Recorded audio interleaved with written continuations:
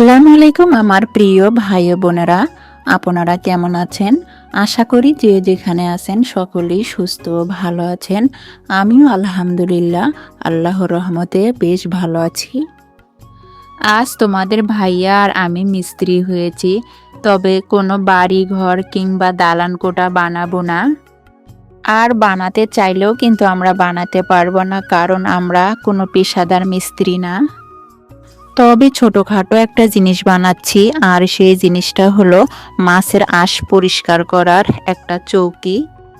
তোমাদের ভাইয়াকে বললাম আমাকে একটা মাছ পরিষ্কার করার চৌকি বানিয়ে দাও, কারণ আমার মাছ পরিষ্কার করার তেমন কিছু নাই, যার জন্যই তোমাদের ভাইয়া একটা মাছ পরিষ্কার করার চৌকি বানাচ্ছে।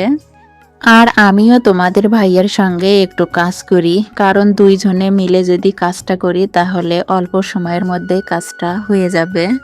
ছোট্ট একটা জিনিস বানাইতেও অনেক কিছু লাগলো। তোমাদের ভাইয়া খোয়া বালি সিমেন্ট সুন্দর করে মাখাইছে, আর ওই মাখানো সিমেন্টগুলোই আমি একটা মাটির গাতে পলি বিছিয়ে দিয়ে দিলাম। এটাই কিন্তু একটা মাছ ধোয়ার চৌকি হয়ে যাবে।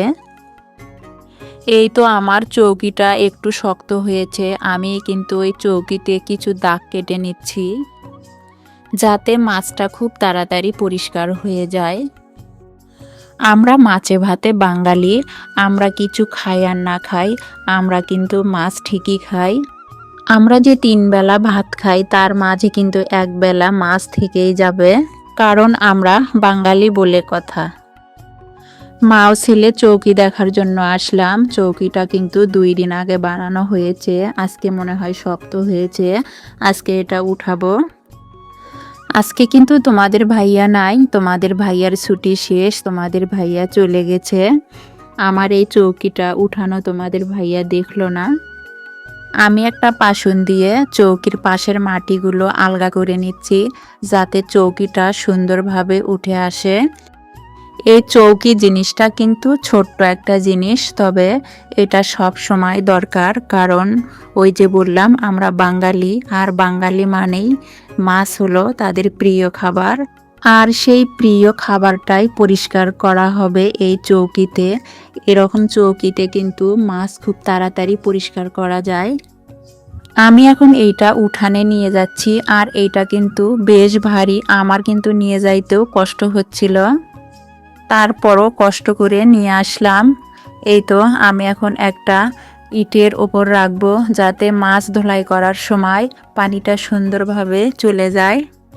মাশাল্লাহ, আমার এই চৌকিটা কিন্তু খুব হাডি হয়েছে, আমার কাছে খুব ভালো লাগলো। আর বানানোটাও বেশ সুন্দর হয়েছে, খুব বেশি বড়ও না আবার খুব বেশি ছোটও না। কাদাগুলো একটু পানি দিয়ে ধোলাই করে দিচ্ছি। দেখেন কত সুন্দর একটা মাছ ধোয়া চৌকি। এইটা যদি মিস্ত্রি দিয়ে বানাইতাম তাহলে কিন্তু 200 টাকার মতো মজুরি নিত। আর দেখেন আমরা নিজেরা বানাইলাম নিজের মন মতো করে। একটু যদি আমরা কষ্ট করি তাহলে কিন্তু কষ্টের ফল ভালো হয়। দেখেন আমরা স্বামী স্ত্রী দুজনে মিলে একটু কষ্ট করেছি, তার বিনিময়ে মিস্ত্রির খরচটাও বেঁচে গেলাম, আবার নিজের হাতে বানানো সুন্দর একটা চৌকিও পেলাম।